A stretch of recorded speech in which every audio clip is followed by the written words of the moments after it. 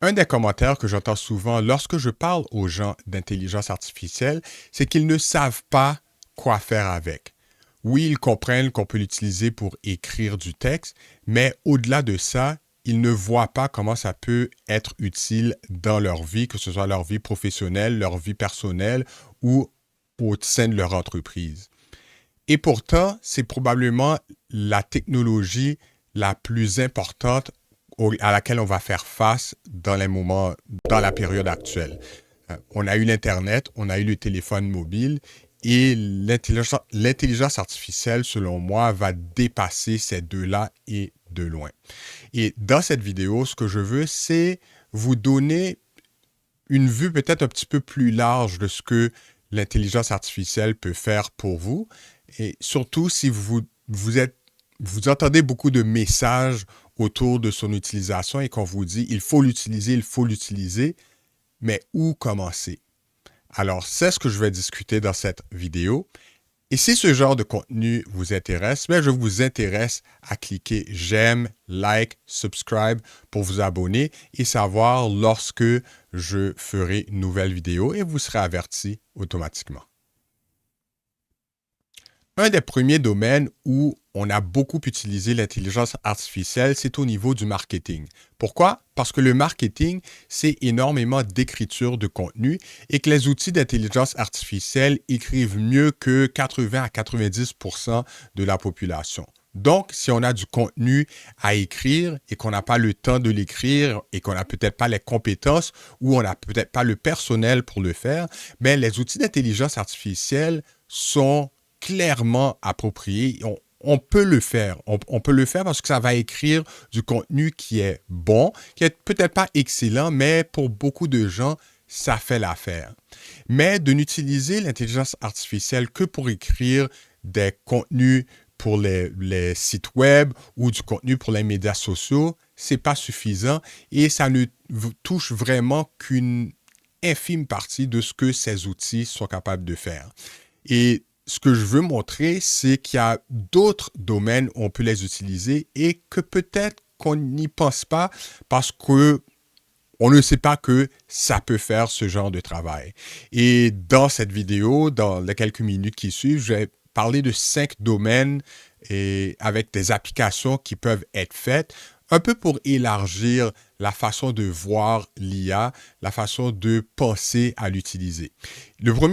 Le premier endroit où on peut regarder ça, c'est au niveau du marketing, mais pas n'importe quel marketing, le SEO. Le SEO, c'est quoi? C'est le référencement, ce qu'on appelle le Search Engine Optimization, donc l'optimisation pour les moteurs de recherche. C'est le fait de prendre du contenu, le mettre sur un site web et s'arranger pour que Google, Bing, Perplexity soient capables de trouver ce contenu.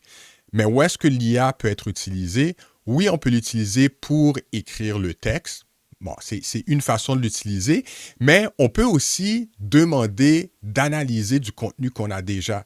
Parce que ce que beaucoup de gens ne réalisent pas, c'est qu'on n'est pas nécessairement obligé de constamment rajouter du nouveau contenu sur un site web.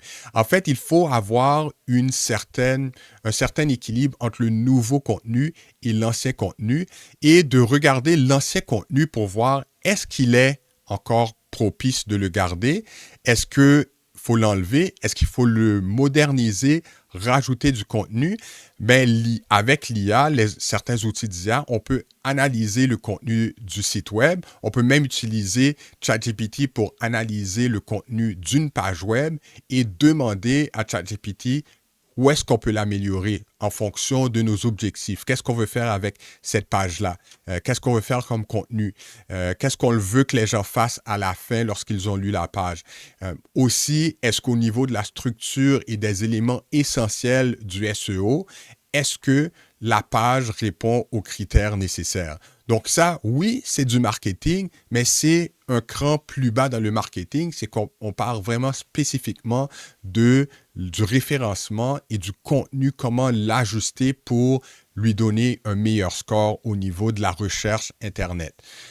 Et on a beaucoup, pendant des années, on ne visait que Google, mais maintenant, il faut aussi faire attention à Bing, il faut faire attention aux moteurs de recherche comme Perplexity, SearchGPT et d'autres. Donc, l'IA peut aider à ce niveau-là. Un deuxième endroit, c'est au service à la clientèle. Peu de gens ont la capacité d'avoir du personnel disponible pour servir sa clientèle 24 heures sur 24.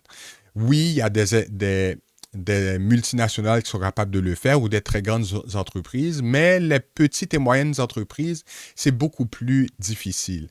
Mais l'IA peut aider à ce niveau-là. Sur un site web, vous l'avez sûrement vu, il y a de plus en plus de chatbots qui sont guidés par l'intelligence artificielle, qui permet de remplacer les fameuses FAQ ou même les chatbots qui étaient préprogrammés où ça ne pouvait répondre qu'à certaines questions. Mais avec un chatbot qui est bien entraîné et qu'on met sur le site web, bien, le chatbot est capable de répondre à des questions auxquelles on n'a pas pensé et lorsqu'il n'est pas capable de répondre à la question, mais il peut envoyer la question à un être humain qui, lui, va faire des recherches ou va être capable de trouver l'information, trouver la réponse pour donner au client qui la recherche. Donc ça, la première ligne de réponse ou la première ligne de service à la clientèle peut très bien être faite par l'intelligence artificielle. Oui, ça demande du temps pour mettre les éléments en place, mais une fois que c'est fait, et lorsque c'est bien fait, à ce moment-là, la quantité de temps qui est sauvée est énorme parce qu'au lieu de répondre constamment aux mêmes questions, on permet à notre site web ou à un outil sur notre site web de répondre et de répondre aux questions vraiment les plus fréquentes, celles qui peuvent prendre énormément de temps, mais qui n'apportent pas beaucoup de valeur à l'entreprise. Ce qui veut dire que les gens qui font le support ou qui aident la clientèle sont maintenant libres, ont plus de temps pour passer plus de temps à régler les problèmes plus épineux ou aussi à peut-être faire de la vente ou faire autre chose qui rapporte plus à l'entreprise. Donc, le service à la clientèle est un endroit important et intéressant pour l'utilisation de l'IA. Au niveau des ressources humaines aussi, ça peut être intéressant. On peut utiliser l'IA pour analyser des entrevues, pour aider à planifier des entrevues, pour évaluer des candidats. On peut l'utiliser aussi pour faire ce qu'on appelle l'onboarding en anglais. Donc, qu'est-ce qu'on fait lorsque quelqu'un arrive dans une entreprise, un nouvel employé? Il y a tout le temps une séquence d'étapes qui doivent être passées. Une partie de ça peut être faite par IA ou par des outils d'automatisation combinés avec l'IA. Donc, ça permet d'avoir quelque chose qui est assez régulier, qui est récurrent. On peut à ce moment-là permettre à quelqu'un de commencer n'importe quand et non attendre, mais il faut attendre dans 2-3 semaines parce qu'on attend d'avoir tous les candidats en même temps pour que tout le monde puisse suivre la formation en même temps. Avec l'IA et en le mettant dans le processus d'embauche, on peut engager des gens à n'importe quel moment et faire une partie du travail avec les outils automatisés et supportés par l'intelligence artificielle. Donc, ça permet ça permet aux nouveaux employés d'être prêts à faire leur travail beaucoup plus rapidement et ça n'enlève pas le temps à quelqu'un d'autre pour qui a quand même son travail régulier à faire et qui, si cette personne est obligée de faire ce travail de démarrage, bien, ça la ralentit dans ses tâches quotidiennes habituelles. Donc, à ce niveau-là, au niveau des ressources humaines, l'onboarding, aider pour faire les entrevues, évaluer les réponses, les candidats et tout ça, l'IA peut aussi être d'un grand support et peut aider à réduire le fardeau ou à réduire le travail répétitif qu'on fait lorsqu'on a besoin d'engager quelqu'un. On peut aussi monter une stratégie d'utilisation de données dans une entreprise. Un des problèmes avec les modèles comme ChatGPT, Gemini et compagnie, c'est que pour être efficaces, ils ont besoin de plus en plus de données. Mais là, ils ont comme consommé tout ce qu'il y a sur Internet. Les compagnies maintenant essayent d'avoir essaye d'avoir des ententes avec des compagnies de production de contenu, donc des éditeurs, des magazines. Reddit a signé un contrat avec OpenAI ou avec Google pour leur permettre d'avoir accès au contenu de Reddit parce que ces compagnies-là ont besoin de nouvelles données pour travailler avec. Mais un endroit où il y a énormément de données auxquelles aucun de ces chatbots ou aucun de ces modèles d'intelligence artificielle a accès, ces modèles de langage, mais c'est toutes les données qu'il y a à l'intérieur d'une entreprise.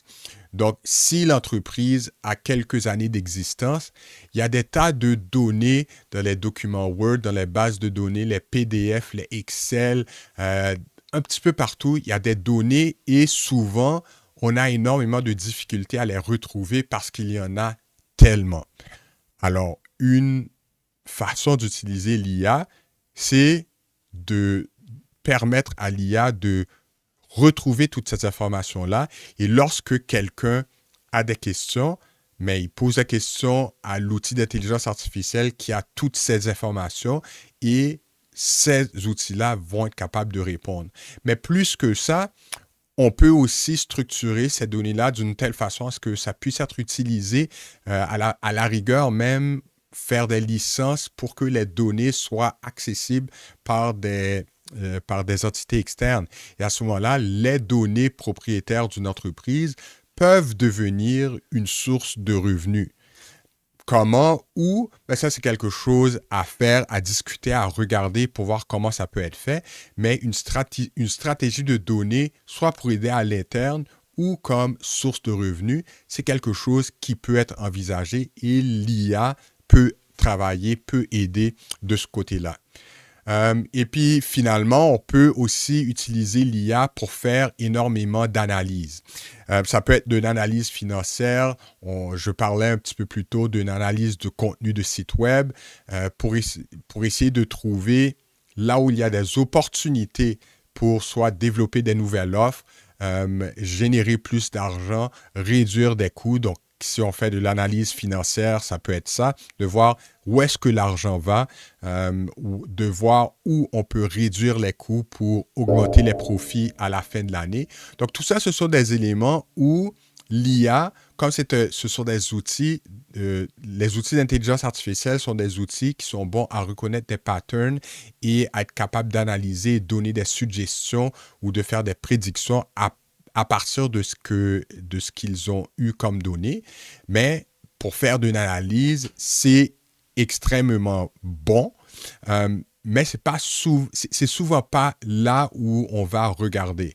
Comme je disais un petit peu plus tôt, on a tendance à plutôt regarder les choses qui sont immédiatement accessibles. Donc, écrire du contenu web, analyser des courriels, générer quelque chose très rapidement.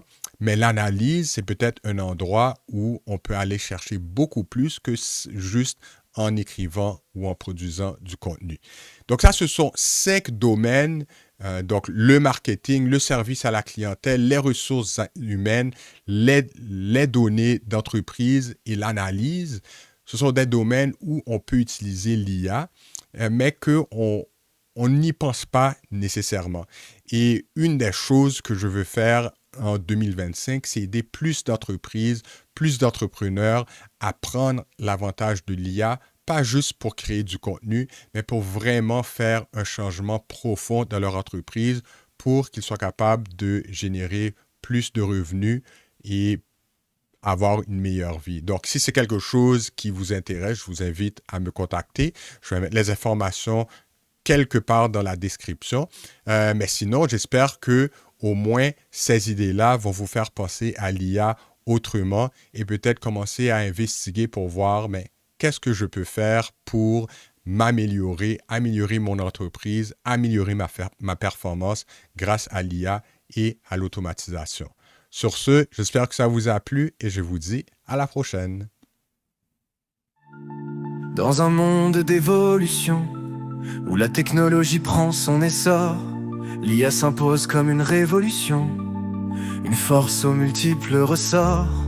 Tu crois qu'elle n'écrit que des mots, mais ouvre les yeux, regarde plus haut. regarde plus haut. C'est un domaine, je vais t'éclairer pour que tu puisses les exploiter.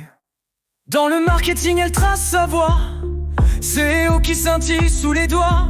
Analyser, réécrire, optimiser l'ancien, faire briller ton contenu comme un diamant bien taillé, brillant. Ce n'est pas juste pour écrire, mais pour transformer. Un outil puissant pour tout réinventer. De la stratégie à l'analyse raffinée, l'IA ouvre des portes, il suffit d'oser regarder. Dans le service client, elle veille la nuit, un chabot qui répond, une FAQ qui s'unit. Elle libère des mains, elle épargne du temps, pour que ton équipe se concentre sur l'important. Ce n'est pas juste pour écrire, mais pour transformer. Un outil puissant pour tout réinventer. De la stratégie à l'analyse raffinée, l'IA ouvre des portes, il suffit d'oser regarder. Ressources humaines, elle éclaire le chemin. Onboarding et entretien, plus fluide qu'humain. Décision éclairée par des données oubliées. Elle crée une harmonie entre l'homme et la clarté. Ce n'est pas juste pour écrire, mais pour transformer. Un outil puissant pour tout réinventer. De la stratégie à l'analyse raffinée, l'IA ouvre des portes, il suffit d'oser regarder. Les données d'entreprise sont trésors cachés. Elle les réunit, les ordonne, les rend explorer. Une richesse insoupçonnée à ta portée. Monétise-les, utilise-les, laisse ton entreprise décoller. Et pour l'analyse, elle est hors pair. Financière ou stratégique, elle perce les mystères. L'IA, bien plus qu'un outil de mots, elle est l'avenir, il faut juste faire le premier pas. Go!